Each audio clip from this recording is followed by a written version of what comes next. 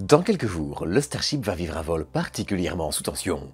D'un côté, ce sera la première fois qu'un booster, celui du vol 7, va revoler, et de l'autre, eh bien, on attend aussi énormément du côté du Starship. Depuis 2 vols, le duo souffre en effet de l'effet Pogo, une vibration qui a mené à la perte des 2 premiers Starship V2, dont je parlerai un peu plus tard. Or, le problème, c'est que les Starship V2 sont essentiels pour permettre à SpaceX de préparer les Starship V3, et avec eux, l'arrivée sur la Lune du programme Artemis. Pas de pression donc. Pour cet épisode, je vais donc revenir avec vous sur les 2 points clés de ce vol et pourquoi ils sont importants, avant de revenir plus en détail d'ici quelques jours sur d'autres aspects, comme le déploiement des Starlink ou la réentrée dans l'atmosphère. Et là, c'est le moment où je vous invite à vous abonner pour ne pas le manquer, tout ça patin couffin, mais vous connaissez la chanson. Bon, sur ce, j'aimerais commencer par revenir un petit peu sur les 7e et 8e vols. Vous le savez déjà, mais ces 2 vols inauguraient les Starship dits V2. Des ailerons revus et repositionnés, un bouclier thermique amélioré ou d'autres améliorations structurelles sont autant de points clés pour permettre au véhicule de progresser. Par exemple, les derniers vols de test du V1, surtout les vols 5 et 6, avaient vu le Starship subir des déformations lors de son retour dans l'atmosphère, les profils de réentrée étant plus agressifs pour correspondre à ce que le véhicule devra encaisser à l'avenir.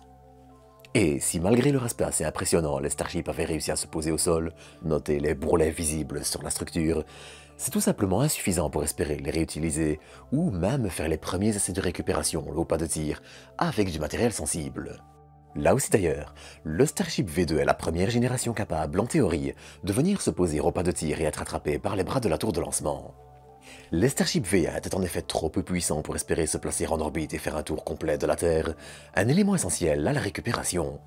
Mais seulement voilà, le Starship V2 connaît aussi des débuts très difficiles depuis le 7e vol, et il souffre en effet d'un phénomène bien difficile à éradiquer, baptisé l'effet Pogo. Et je vais vous épargner la partie mal de tête, mais on peut assez facilement se représenter le phénomène comme une bouteille d'eau que l'on secoue de haut en bas. Les fluides s'agitent, tapent sur les parois, et lorsqu'il s'agit des parois supérieures ou inférieures du réservoir, eh bien, c'est très mauvais pour la santé d'un Starship. Lorsqu'il brûle son carburant, du méthane et de l'oxygène liquide, le carburant va venir taper sur la partie inférieure du Starship principalement, et ça va provoquer des fuites, des problèmes de moteur et d'autres joyeusetés. En 2 vols, on a ainsi vu des départs de feu, moteurs arrachés après une explosion, et un Starship toupille. Et disons-le, l'effet Pogo est une véritable petite crasse. Il est le fruit d'une résonance harmonique entre la structure du Starship et des fluctuations de la poussée des moteurs, qui n'étaient pas présents sur le Starship V1. Et c'est assez facilement explicable. Le Starship V2 est bien plus lourd et bien plus grand, et cette vibration harmonique est possible avec lui, là où elle ne l'était pas avant. Et ça a donné du fil à retordre à l'entreprise. Alors qu'elle avait déjà tenté de résoudre le problème entre le 7e et le 8e vol en menant une vaste campagne de tests pour cerner le problème au sol, le bilan du 8e vol allait être tout aussi désastreux. Pourtant, SpaceX avait mené la plus longue mise à feu statique d'un Starship, un essai au sol qui allait durer plus d'1 minute, et l'entreprise pensait avoir résolu le problème, du moins suffisamment pour tenter de lancer le V8. Alors, on n'a pas eu de communication très précise là-dessus, mais il est aussi possible que le 8e vol ait eu lieu en sachant qu'il y avait encore un fort risque, mais qu'ils en aient eu besoin pour avoir plus de données. Car l'effet Pogo est en effet très difficile à éradiquer du premier coup. À l'époque d'Apollo déjà, il avait été un problème complexe à résoudre sur Saturne V, et qui avait bien failli mener à des catastrophes. Ainsi, si ce 9e vol aurait aussi plein d'objectifs secondaires, j'en parlerai dans un épisode dédié, on en est arrivé au stade où même une perte du Starship lors du retour dans l'atmosphère serait une bonne nouvelle. Car si on parlera évidemment de bouclier thermique expérimental, manœuvre dans l'espace ou test de déploiement de Starlink comme lors des 2 vols précédents, eh bien, il ne faut pas se leurrer. Avoir un Starship qui réussit à survivre jusqu'à l'extraction de ses moteurs après sa mise en presque orbite, ce qui n'a pas encore eu lieu avec le V2 à cause de l'effet Pogo, eh bien, ce sera déjà un énorme bond en avant pour SpaceX. Et d'ailleurs, si le problème est réglé, et je dis bien si car on ne pourra le dire qu'après le 9e vol, c'est aussi très récent. Si la dernière mise à feu statique du Starship, celle du 12 mai, semble s'être bien passée, une première mise à feu statique réalisée le 2 mai s'était-elle soldée par un échec? Et c'est une bonne chose. En fait, SpaceX essaie de recréer au sol les vibrations qui se produisent lorsque le véhicule est dans l'espace, ce qui, vous vous en doutez, est une tâche assez complexe, et pour laquelle la garantie à 100% de réussir n'existe pas. Mais bon, les choses semblent enfin aller mieux, et ce sera important pour l'entreprise. À court terme, SpaceX pourra déployer ses premiers Starlink V2 opérationnels d'ici quelques vols, on l'espère, après avoir testé le distributeur entre guillemets PES, utilisé pour les relâcher dans l'espace. Et d'ailleurs, ce test fait partie de ce qu'on attend du vol 9 aussi s'il est réussi. Ça ouvrira aussi la porte aux tentatives de récupération du Starship et aux essais de retour dans l'atmosphère et au pas de tir, qui seront essentiels pour le Starship V3. Starship V3 qui devrait aussi voir les premiers essais de ravitaillement en orbite, l'arrivée du Starship lunaire et encore d'autres. D'ailleurs, si pour le moment il semble que SpaceX travaille déjà sur le véhicule, j'en parlerai aussi dans quelques jours, le retour d'expérience du Starship V3 sera crucial. Et il n'y a pas que là. En parallèle, SpaceX semble aussi préparer la nouvelle génération de Super Heavy, le booster, qui semble désormais être nommée la V3 face à une V2 qui semble annulée ou vite oubliée. Et là aussi, ce vol-ci pourrait être riche en leçons. Je le disais en intro, mais SpaceX s'apprête en effet à faire un pari audacieux.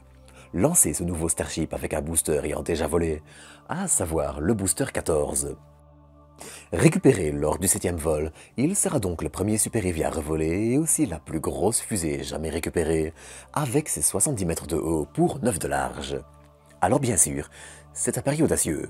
Si Super Heavy subit un accident à cause d'une fatigue structurelle ou autre, ça peut entraîner la perte du Starship et empêcher de savoir si l'effet Pogo est encore un problème. Mais bon, le booster a été longuement testé et inspecté entre le vol 7 en janvier et le vol 9, et on peut estimer que si SpaceX le fait revoler, c'est en toute connaissance de cause. Bien que certaines rumeurs fassent état de pression en interne pour des progrès rapides qui poussent les équipes à passer des petits soucis sous le tapis, mais ça, c'est un sujet à part entière. Car il faut le dire, si Super Heavy réussit sa mission pour ce second vol, même s'il ne sera pas récupéré, mais j'en parlerai dans quelques jours, ça peut aussi ouvrir une bouffée d'oxygène pour l'entreprise. Même si le Starship échoue et est perdu, ça ouvrira la porte et offrira un retour d'expérience sur la réutilisation des véhicules. Et comme structurellement et techniquement Starship et Super Heavy partagent énormément de points communs, eh bien, faire revoler Super Heavy peut à la fois faire avancer les Starship V3 et les Super Heavy qui iront avec. Alors bien sûr, tout n'est pas rose non plus. Le cercle extérieur des moteurs Raptor 20 sur 33 subit encore des déformations lors du retour au pas de tir. Les forces aérodynamiques déforment au moins certains moteurs et ils doivent être au moins partiellement changés et ça demande de la maintenance et du temps. Alors ça ira peut-être mieux avec les Raptor V3 qui arrivent aussi tout doucement et ça fait que SpaceX a besoin de retour d'expérience sur ses véhicules. Car si l'entreprise peut démontrer que Super Heavy réussit à se poser en mer en utilisant une tour virtuelle, simulée par ses ordinateurs, eh bien ça ouvrira la voie à récupération multiple et le retour d'expérience qui va avec. En résumé, pour le moment, malheureusement, le programme est dans une sorte de période de transition et la réussite tant de la récupération et de la réutilisation des boosters que d'un vol normal du Starship seront essentielles. Mais bon, ça j'en parlerai encore avec vous dans les prochains jours, à travers un point complet sur le programme, le nouveau pas de tir et j'en passe, ainsi qu'un résumé complet du profil du vol quand il sera disponible. Et bien sûr, je vous donne aussi rendez-vous en direct lors du lancement. Mais bref, en attendant, je vous laisse ici pour aujourd'hui et je vous dis à bientôt pour de nouvelles doses d'espace.